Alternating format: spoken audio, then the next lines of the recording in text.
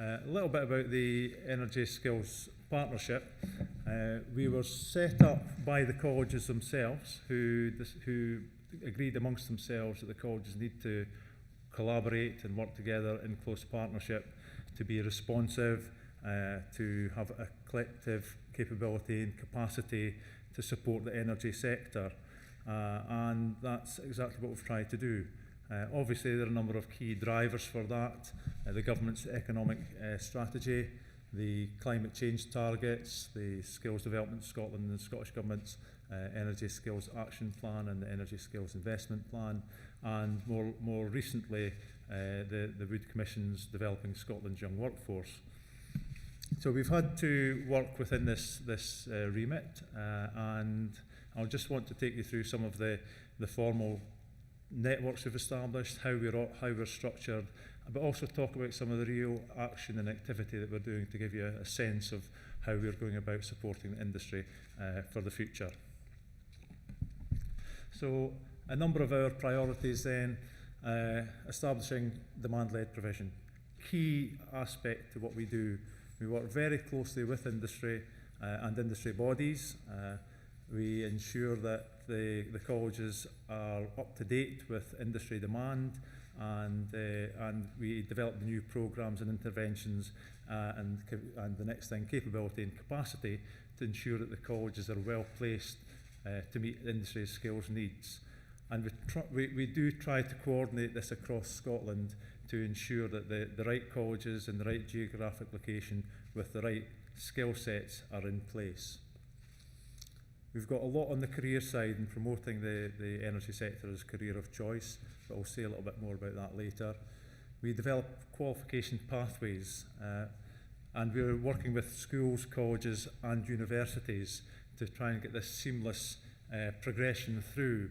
We're currently doing work on the new foundation apprenticeships that have come out of the Wood Commission and the Developing Scotland's Young Workforce, targeted at S4 to S6 pupils in the schools, and very much giving them a vocational option to progress then into apprenticeships or to further study or onto another initiative that's coming through in the advanced apprenticeships, which leads to an employer-led degree programme.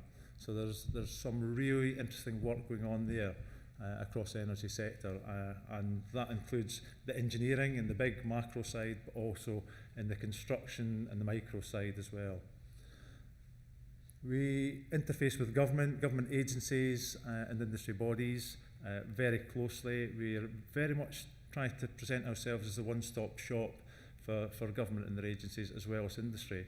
So we do work with Scottish Government and their groups. We do work with Skills Development Scotland, but more interestingly, I suppose, hope there's going to be some these organisations there.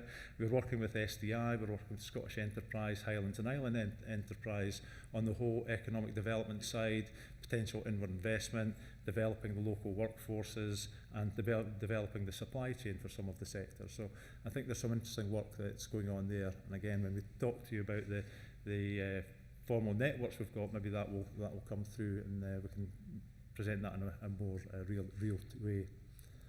So the other thing we do is influence support the energy development in the college sector across Scotland. So we do work with colleges and they consider what the intelligence that comes from us, from our industrial partners in their regional outcome agreements that they work with the local authorities and schools, etc. on.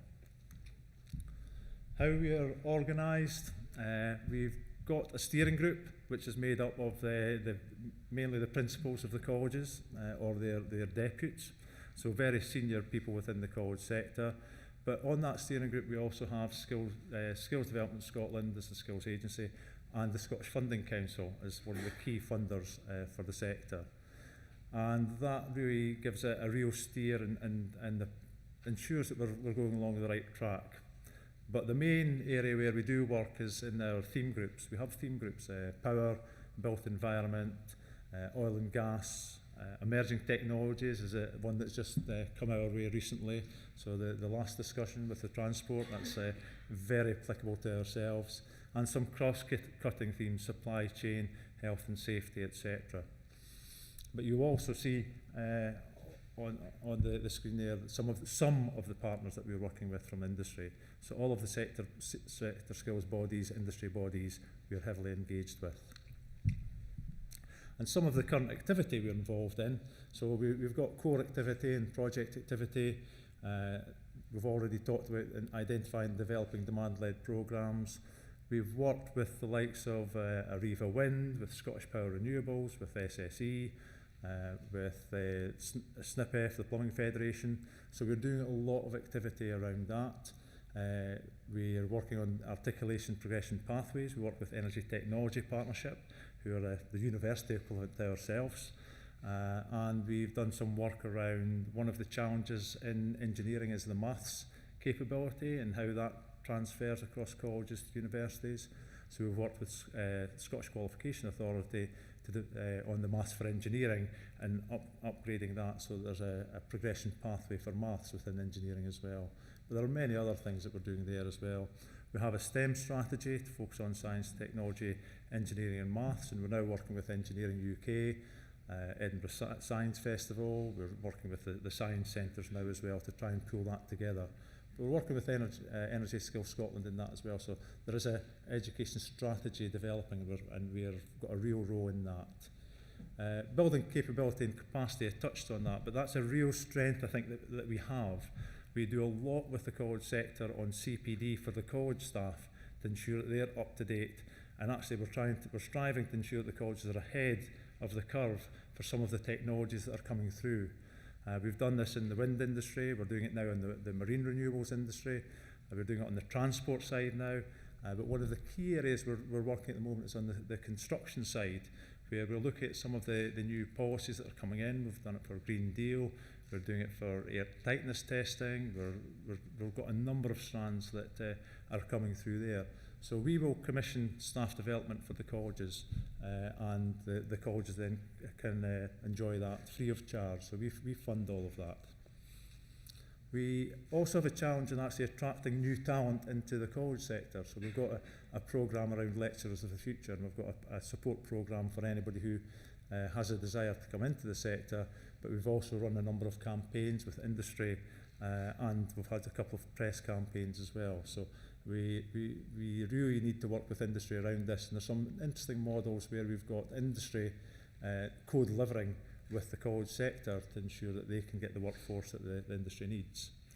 Linking supply and demand is a real challenge.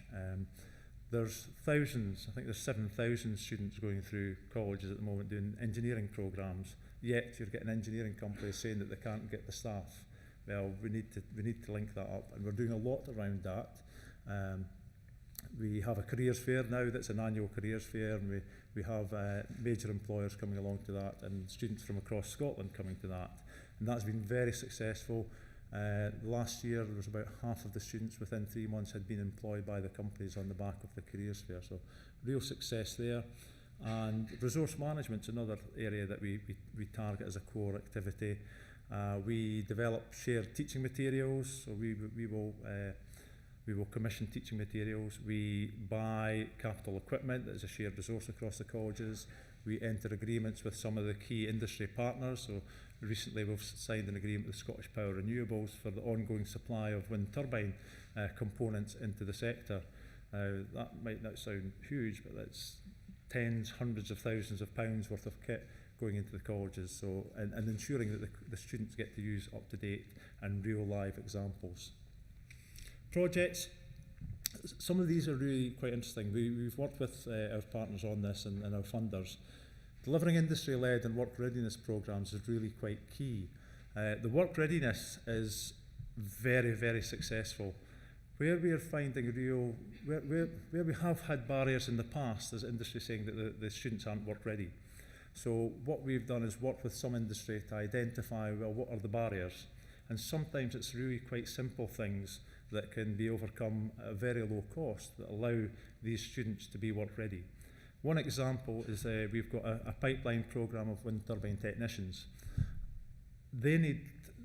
Employers will not employ them because they've not been out on a site and they don't understand the wind industry. The only barrier to that is these students getting the working at heights, health and safety training. So we do that. We give all the students their working at height safety training. And we've got industry partners who are now giving these students placements because they've got the working heights tickets, and they're employing them. Surprise, surprise. And we've got almost 100% success rate on that programme now, because we're paying a couple of £100 to train these people. But we've got lots of these types of initiatives across construction, across the transmission, distribution, etc. Establishing the formal networks, I'm going to say a bit of detail around that, but we've got low carbon skills fund, particular issue there. We're working with construction, CITB it is now, and we're ensuring that their apprentices all get the energy efficiency awareness training. We're working with SNPF to ensure that the plumbers get their micro-renewables training.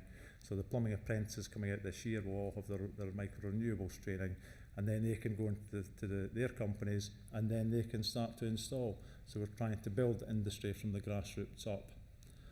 Supporting emerging technologies, we're doing a lot with the Scottish Hydrogen Fuel Cell Association and the Hydrogen Office. We're doing a lot with hybrid vehicles, again very topical to the previous presentation. And we're looking at all the new things that are coming through. We're working with Zero Waste Scotland, again presenting upstairs. And foundation apprenticeships, we're working on the engineering one at the moment. We've been asked by SDS to pull this together across the college network, and that will report by the end of March. So our positions moved from where we were initially set up to be reactive. We're very much shifting to being strategic and looking at the future, looking at what industry is needing, and responding. Some of the formal networks we've established, and don't look at the detail, but it's just to give you a visual representation of what we are actually doing. We have colleges across Scotland. We've established the energy efficiency training network, but after the meeting I had earlier, it might be the construction training network. So we have a network across Scotland. There's more colleges to go on there. Every college in Scotland is now a member of ours, where it wasn't when this was produced. But we are working with CITB, with Summit Skills, with SNPF, SECT, etc., to ensure that the colleges can deliver what they need. And the picture there is one of these shared resources. This is the air tightness test. It's a requirement on new builds. So what we've done is we've commissioned the staff development for the colleges, and we've bought the kit so that the colleges can then take that to deliver their training on the latest kit that is out there. So we invest in that, and it's a shared resource, saves every college in the land going off and doing their own thing. But we now work with the universities in this, we're working with industry, and we're linked in with government and their priorities as well. The Wind and Marine Training Network, this is probably the first one that we established, and there's a few interesting points around this. It started off with 3 colleges, Fife, Ayrshire, Dumfries and Galloway. It's based on an expertise. It was developed in Fife, but industry identified a need in the southwest of Scotland, Scottish Power Renewables. So based on that, we worked with the Fife and the 2 colleges in the southwest, and we established the capability. We had industry sponsoring the events. We had the community benefits partnerships, actually investing in the training and investing in the colleges. We had the local authorities involved, industry involved. Absolutely fantastic. On the back of that, I mentioned earlier, we've got this ongoing supply of components from industry going into the colleges. So that's both Scottish Power Renewables and SSE who support that. But the activity, modern apprenticeships, they were the core of this, but we've got a number of pipeline programmes. So we've got full-time programmes. We give them their work readiness I was talking about. They're working at heights. They get work placements. They're getting jobs. We're now working internationally on this. We're working with two German companies who are looking to recruit from these cohorts, and we've got lots of companies now who are bought into this. But to support that, we've developed a CV bank that the companies can actually go into and assess the CVs and then go through the recruitment processes thereafter. So we are continuously evolving and changing to meet what industry need to best meet their needs. Transmission and distribution training network. This is again quite an interesting one. We have an employer group established on the back of this, and I suppose this goes back to the first session of the morning. We've got working with SSE and Scottish Power Energy Networks in this, and their key contractors. And there's the interesting thing around this is that there is this joint approach. You heard about the challenges facing the sector. We've worked with Forth Valley College and Dumfries and Galloway College. Companies have put in the capital investment. There is co-delivery across the companies and the colleges. Now that is a model of excellence to me, and it's working really well. And the companies are able to train people in a 16-week period with a relevant background, and they're operating in industry in a short time frame. And with the challenges that you're seeing facing the grid to support renewables, etc., that is quite critical. So again, a nice model to demonstrate. And I'll leave you on the supply meets demand. So yes, we've got the CV portal so that companies can go in, assess CVs, we give a summary, and we can facilitate the recruitment and the tie-in with the students. For the careers fair there, we had the Cabinet Secretary presenting and opening this in January. 600 students, 37 college staff, 12 employers, 3 skills bodies, 4 colleges doing master classes, universities, and 6 partner organisations. So it gives you, hopefully that gives you a flavour of what we're doing, why we're doing it. Hopefully it's demonstrating that the colleges are being very responsive. We have a facilitation role in this, but the colleges are all bought into this. So without their buy-in, we wouldn't be able to do what we do. And for a very small investment from government, I think we do quite a lot. So I think we've got questions at the end, so I think we'll leave it at that, and I'll hand you over to the next speaker. Thank you very much.